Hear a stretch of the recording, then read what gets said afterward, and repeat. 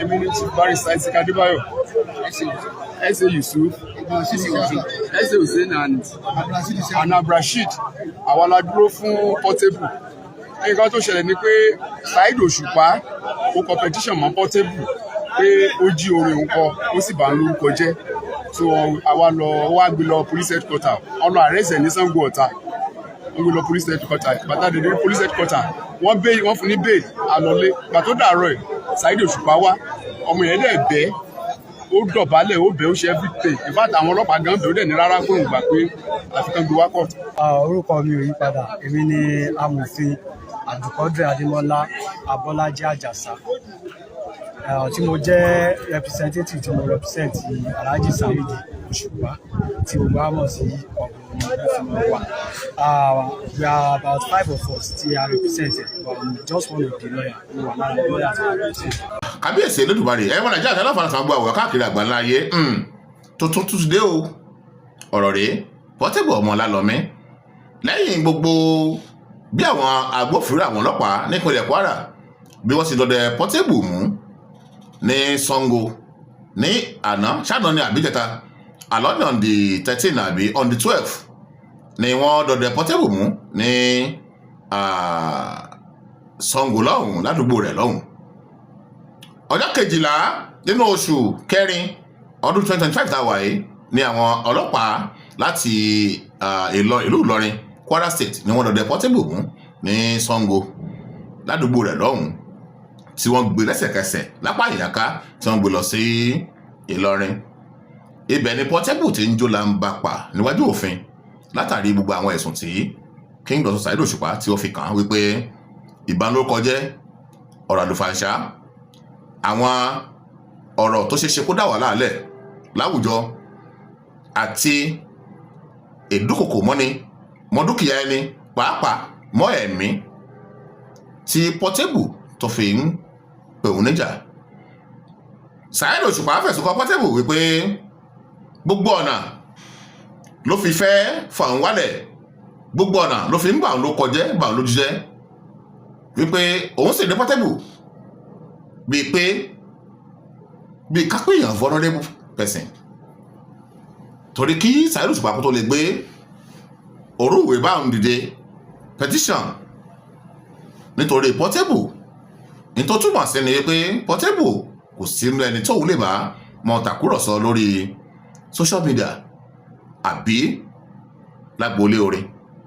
Ẹ wá gbọ́ Portable lẹ́yìn tí wọ́n mú ní on the 12 lẹ́yìn tí wọ́n rán tó Portable ní ọjọ́ 12 oṣù kẹrin ọdún tá a wà yìí 2025 ní Sango wọ́n gbé lọ sí Ìlọrin ìjọ́ kejì on the 13th àbí ní àwọn àjọ ọlọ́pàá ní ìpínlẹ̀ Kwara nílọrin ni wọ́n grant bail rẹ̀ pé lẹ́yìn tí wọ́n gbọ́ gbogbo àlàyé tó sì ṣe statement wọ́n pé tọ̀ èyí tó ṣẹlẹ̀ yìí èyí táwọn sì lè grant bail rẹ̀ fún ni ṣùgbọ́n ọ̀rọ̀ ó délé ẹjọ́ on the 13th náà ẹ̀yìn òun lánàá ni Saheed Òṣùpá ó farahàn ní Kwara State Police Command wípé látàrí petition tó kọ nípa Portable tí wọ́n sì fi rí Portable lẹ́sẹ̀kẹsẹ̀. Saheed Òṣùpá farahàn ní kéré tí Portable rí Saheed Òṣùpá ẹ̀bẹ̀ ní ń bẹ̀ ó ń dọ̀bálẹ̀ ó kúlẹ̀ ó ń jìnlẹ̀ ó ń rálẹ̀ ṣùgbọ́n ṣé ẹ̀bẹ̀ tí Portable ń bẹ̀ ṣé ó tó ohun tí Portable ìwà tó ti hù àbí ká nígbà pé Portable ń kéré sí lójúmọ́ ni. Ẹ wo àwọn ọ̀rọ̀ àlùfàǹṣá tí Portable mọ̀ ń sọ sí àwọn èèyàn pàápàá àwọn tí wọ́n ti kó parí tó ti lápárí nínú ayé rẹ̀. Portable ọmọ Ọlálọ́mí ọbaṣọ́ọ̀ṣe bàbá Portable iṣẹ́ ń bẹ lọ́wọ́ láti ṣe ẹ̀yin mọ̀lẹ́bí Portable iṣẹ́ ń bẹ lọ́wọ́ yín láti ṣe o gbogbo ẹ̀yin tẹ́ ẹ súnmọ́ Portable ẹ̀yin ọ̀rẹ́ iṣẹ́ pọ̀ lọ́wọ́ yín láti ṣe ẹ mọ́ kàn mọ́ tọ Portable ohun àná ó ti bá àná lọ ajú àná àwọn àtònílẹ́gbẹ́ ọ̀la kan tí ń bọ̀ ó ju gbogbo wa lọ tó bá sọ pé ìwà mi níbọn Fẹlá bàbá Fẹlá Anífúlápò ìparẹ ni wọ́n kó láyé ìparẹ ni wọ́n là láyé wọ́n kọrin tó lọ́gbọ́n wọ́n kọrin tó nítumọ̀ kódà wọ́n fi àwọn ìjọba sẹ́yìn ìjọba tó wá sí dáadáa bàbá Fẹlá Aníkúlápò wọ́n sọ ń pa rẹ̀. Ìjọba tó bá ṣe ìwà tó bá hùwà tó kù díẹ̀ káàtó, bàbá Fẹlá Aníkúlápò yóò sọ ń pa rẹ̀. Bí bá ti ń sọ̀rọ̀ yìí, orin Fẹlá Aníkúlápò ó bá àná mu, ó bó nínú gbà, lọ́la kan yóò túmọ̀ relevant ni. Mo wá gbàgbé wípé gbogbo tí àwọn bàbá Fẹlá Aníkúlápò tí wọ́n ṣe ń gbà ayé wọn lọ́jọ́ ayé wọn, orí wọn lò. Wọ́n lórí lọ́pọ̀lọpọ̀, wọ́n lórí pọ̀. Orí tí àwọn Fẹlá Aníkúlápò tí wọ́n lò ńgbà náà lọ́hùn. Bí ọba kan bá dán wò lórí àsìkò tá a wà yìí, yóò kábàámọ̀ èyí tó yẹ ọnu lọ́wọ́ ìtàn àwọn bàbá Adédùbú nílùú Ìbàdàn. Báyìí la fẹ́ kẹ́ ẹ ṣe, bẹ́ẹ̀ bá sì gbà lẹ́rọ̀ ẹ gbà léle. Báyìí ló yí tọ́kẹ́ ẹ tọ́, kódà àwọn ìjọba báyìí la fẹ́ kẹ́ ẹ tọ́, báyìí la fẹ́ kẹ́ ẹ ṣe ìta fẹ́ lù wá rèé. Bí wọ́n bá sì gbà lẹ́rọ̀, bàbá Adédùbú ó pè é, àwa náà ò ní gbà o, bẹ́ẹ̀ bá ṣe ń ta fẹ́. Gbogbo èyún náà wọ́n ń gbàjọba lámọ̀ràn, wọ́n ń gbàjọba jà, àbí wọ́n ń gbójú àgan sí àwọn tó ń bẹ ipò ìjọba. Àwọn bàbá Adédùbú orí wọn lò ń gbà náà. Orí tí wọ́n lò ń gbà náà, bí ọmọ kan bá dọ́rù rẹ̀ wò lásìkò tá a wà yìí, yóò bára rẹ̀ níbi tí ò fẹ́. Nítorí sọ fún ọ̀nù pé ohun àná ó ti bá àná lọ. Portable ọmọ Ọlálọmí dẹ́dẹ́ mìíràn họ. Ṣe jẹ́jẹ́ kò sí ń tẹ́dà lè gbé mi. Kò sí òye oògùn àbí agbára tí èèyàn lè ní. Ọmọdé lọmọdé ó máa jẹ́ o. Ọmọdé lọmọdé ó máa jẹ́ o. Wọ́n kọlu àgbà ṣe àtúnṣe. Ẹ̀jẹ̀ ń bẹ lẹ́yìn rẹ̀ náà. Bàbá rẹ̀ ń bẹ láyé bí Portable tẹ̀ níyà mọ́. Bàbá Portable ń bẹ láyé. Ẹ pé ọmọ ìsákèésí ẹ bá sọ̀rọ̀. Àwọn tí Portable tó ń tẹ̀ mọ́lẹ̀ tó ń tẹ̀ lójú mọ́lẹ̀ ní bàṣubàṣu. Tí ó dáká tí wọ́n wí kan tí wọ́n ò sọ̀rọ̀. Ta ló mọ tí ń bẹ nínú wọn? Wọ́n gbé Portable ó dìlú Ìlọrin lẹ́yìn gbogbo atótónu kíní kankan ó constituent ṣe gbogbo rẹ̀ lágọ̀ọ́ ọlọ́pàá ní Ìlọrin police command ó ṣe gbogbo rẹ̀ àwọn àdìpútọ̀ ìbánilókọjẹ́ ìdúnkòmọ́ ní dúkìá ẹni àbí kankan ọlọ́pàá rí pé tọ̀ èyí táwọn lè fún ní béèlì fún ni. Wọ́n grant béèlì rẹ̀ wọ́n wá pé tọ̀ ó bá dọjọ́ Monday ó fojú balẹ̀ ẹjọ́ o, torí pé ẹni tí ó de petition Saheed Òṣùpá òun náà débẹ̀ wọ́n jọ ríra, ó bẹ̀rẹ̀ sí ń dọ̀bálẹ̀, ó ń kúnlẹ̀, ó ń rálẹ̀, ó ń yílẹ̀, ṣùgbọ́n ṣé ìdọ̀bálẹ̀ àti ẹ̀bẹ̀ tí Portable ń bẹ̀ ṣé ó lè tún nǹkan tó ti fẹnu bàjẹ́ ṣé ó lè tún ṣe? Àbí ṣé ẹ rò wípé orú Saheed Òṣùpá ó lè bóde kó mọ bá Portable tàkúrọ̀sọ lórí ẹ̀rọ ayélujára bí ajere àbí lórí stage níbi orin? For me, èmi rò pé the best decision òun náà ni kí Dr. Saheed Òṣùpá ló ti ṣe òun. Bí ò bá ṣe bẹ́ẹ̀, Portable kò ní mọ litigity ìyìn tó wùn ṣe, kò ní mọ pé nǹkan tó wùn ṣe èyí tó kù díẹ̀ káàtó ni. Ní ti ọjọ́ orí Saheed Òṣùpá ẹ jìnnà síra, lágboolé orin ẹ súnmọ́ra, ní ti pé hierarchy ẹ jura yín lọ. Kí ni Saheed Òṣùpá máa fẹ́ mọ̀ sọ lórí stage àbí kó tẹ̀fẹ́ ṣe pé òun fẹ́ ṣe rẹ́kọ̀dù àbí fèsì kìíní kan kí ni kó mọ̀ sọ nípa Portable? Kò possible. So the right decision tí mo rò pé kí Saheed Òṣùpá kó gbé ìgbésẹ̀ tó yẹ kó gbé òun náà ló gbé òun. Torí pé kí ni ká ti gbọ́ wípé àwọn ọmọọṣẹ́ Saheed Òṣùpá bá wọn olólùfẹ́ rẹ̀ wọ́n bẹ̀rẹ̀ sí ń lọ àtáàkì Portable káàkiri, wọ́n bẹ̀rẹ̀ sí ní gbàjà tí wọ́n ń kó orújú ṣe gbogbo rẹ̀ sí iye wọn ní bójúmu. The best thing òun náà ní kí Dr. Saheed Òṣùpá òun ló ti ṣe òun. Kí ló wá ṣẹlẹ̀? Òní ọjọ́ Monday on the 14th of April 2025 ní ìgbẹ́jọ́ bẹ̀rẹ̀ lórí ọ̀rọ̀ Portable ní ilé-ẹjọ́ kan tí wọ́n pè ní Upper Area ní Ìlọrin ní Kwara State. Lóòótọ́ wọ́n gbọ́ ẹjọ́ ọ̀hún sọ́tún sósì. Àwọn agbẹjọ́rò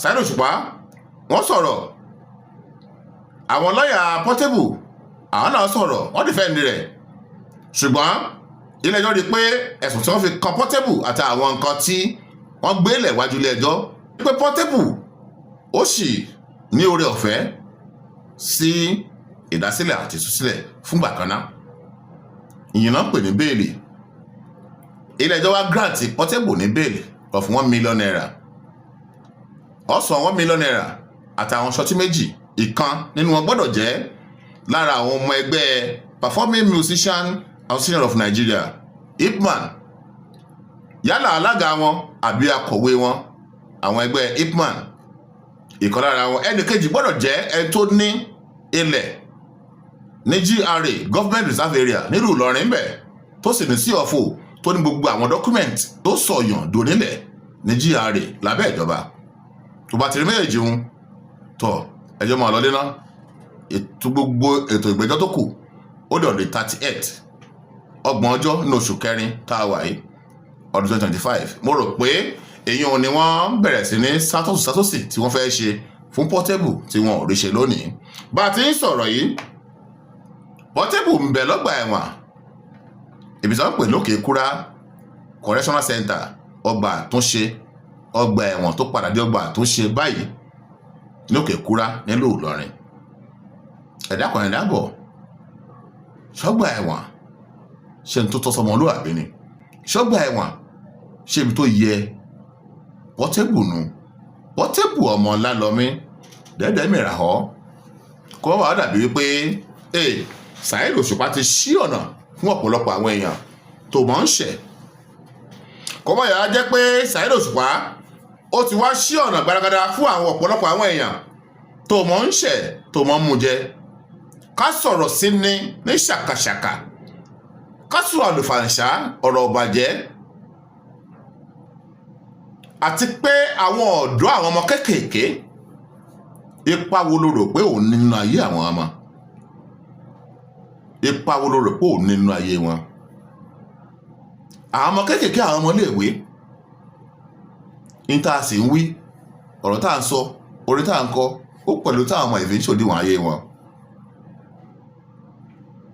àwọn orin tó yẹ pé tí àwọn ọmọ kéékèèké máa ń gbọ́ ó lè yí orí ọmọ ìmíì sí ọ̀nà ìwà ìbàjẹ́ àbí àwọn nǹkan míì tí ò dáa Portable ọmọ Lálọmí ṣe jẹ́jẹ́ ṣe pẹ̀lẹ́ ilẹ̀ ń yọ̀ on the 30th of April 2025 ni wọ́n tún sún ìgbẹ́jọ́ Portable sí wípé wọ́n bẹ̀rẹ̀ hearing lórí ọ̀rọ̀ Portable nílùú Ìlọrin ẹni tó fi gbogbo Èkó lẹ̀ tó fi Ìbàdàn lẹ̀ tó fi Ògùn ṣe sílẹ̀ tó pè ọ́ lẹ́jọ́ sílùú Ìlọrin ṣọ mọ̀ pé kò bọ́ ọmú kékeré bá Portable iṣẹ́ ń bẹ lọ́wọ́ yín ẹ̀yin followers ẹ̀yin tẹ̀ ń bá Portable ṣiṣẹ́ ẹjọ́ ń káàkiri ẹ̀yin ọ̀rẹ́ rẹ̀ iṣẹ́ ń bẹ lọ́wọ́ yín o ẹ mọ̀ caution Portable ẹ mọ̀ caution rẹ̀ ilẹ̀ ń yọ̀ ó lè má yí ọ ṣùgbọ́n lọ́la kan yóò padà wá yí ọ.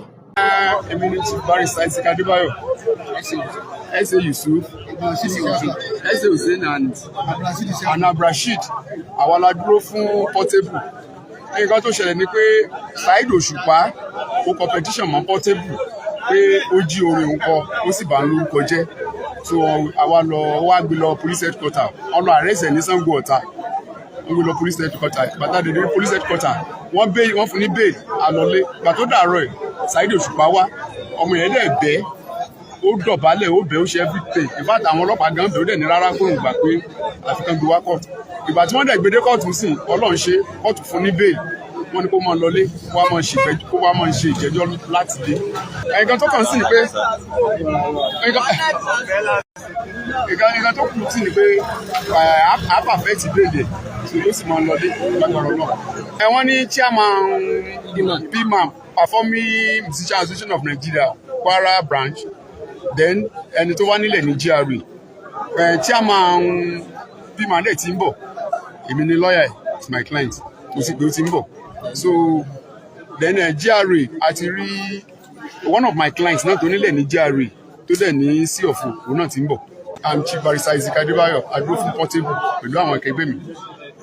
Orúkọ mi ò yí padà, èmi ni amòfin Abdulkadir Adémọ́lá Abọ́lájí Àjàsá, tí mo jẹ́ representative tí mo represent Alhaji Saheed Òṣùpá tí gbogbo wa mọ̀ sí Ọ̀gbẹ́ni wa.